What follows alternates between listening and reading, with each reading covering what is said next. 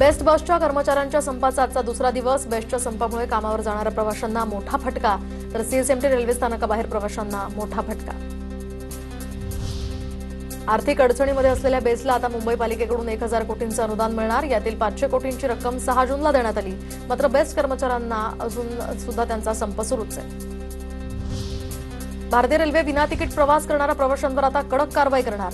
विना तिकीट प्रवास करणाऱ्या दंडाच्या रकमेत आता दुप्पट वाढ। किमान दंड 250 रुपयांऐवजी आता 500 रुपये, तर 1 जुलैपासून हा नियम लागू असेल। पुरंदर विमानतळ प्रकल्पग्रस्तांच्या तक्रारी आता जागेवरच निकाली निघणार। विमानतळ प्रकल्पासाठी आणि त्या प्रकल्पग्रस्तांसाठी आता सोमवारी विशेष शिबिराचं आयोजन।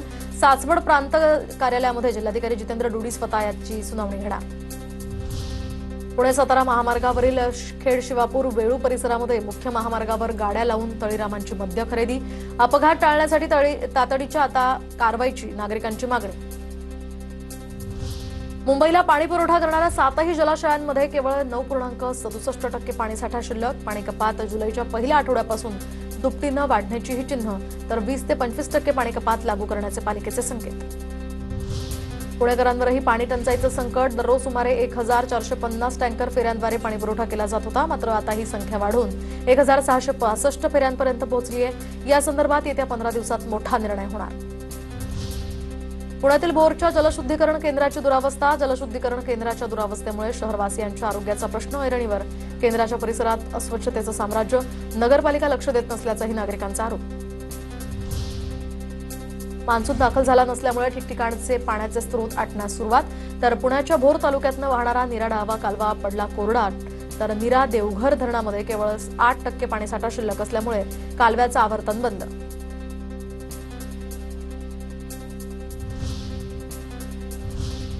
सध्या राज्यामध्ये अनेक ठिकाणी पाणी अशी परिस्थिती आहे। कुठे काय परिस्थिती आहे पाण्याची आपण सविस्तर पाहूया। सध्या उपलब्ध पाणीसाठ्याचं काटेकोरपणे व्यवस्थापन करा, पुणे जिल्हाधिकाऱ्यांचे निर्देश। तर खडकवासला, पानशेत, परसगाव, टेमघर या धरण समूहामध्ये 4.13 टीएमसी इतकाच पाणीसाठा शिल्लक।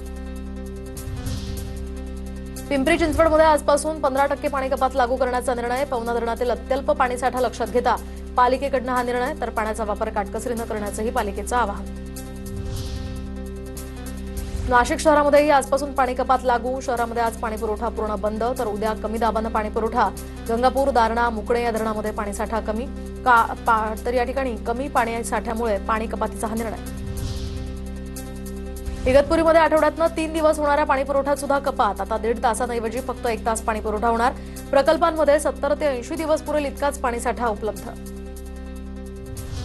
अहिल्यानगर जिल्ह्यामध्ये 161 गावांमधील 877 वाड्या वस्त्यांवर टँकरनं पाणी पुरवठा सुरू। पाणी साठवण्यासाठी गावागावात टाक्या उभारण्याचा नवा प्रयोग। तर पाऊस लांबल्यास टँकरची संख्या वाढण्याची शक्यता। जिल्ह्यामध्ये जनावरांसाठी पुरेसा चारा उपलब्ध। राधाकृष्ण विखेंची माहिती। बीडच्या परळीमधील चांदापूर तलावामध्ये 26% पाणीसाठा शिल्लक। मात्र पाऊस न झाल्यामुळे तलावातील पाणीसाठ्यावर ताण वाढण्याची शक्यता। शेतकऱ्यांनी उपलब्ध पाण्याचा काटकसरीनं वापर करावा आणि नियोजनबद्ध पद्धतीनं वापर करण्याचं आवाहन। नंदुरबार जिल्ह्यामध्ये पावसानं अद्यापही हजेरी न लावल्यामुळे पाणी टंचाईचं संकट आणखी गडद। जिल्ह्यातील लघु आणि मध्यम प्रकल्पातील पाणीसाठा झपाट्यानं कमी। जिल्ह्यातील धरणांमध्ये केवळ 40% इतकाच पाणीसाठा शिल्लक। वाशिम शहरासह जिल्ह्यामध्ये पाणी टंचाईचं संकट गडद। वाशिमला पाणी पुरवठा करणाऱ्या एकबुर्जी प्रकल्पामध्ये फक्त 11.50% इतकाच पाणीसाठा। सोनल प्रकल्पातही 6.50% इतकाच पाणीसाठा।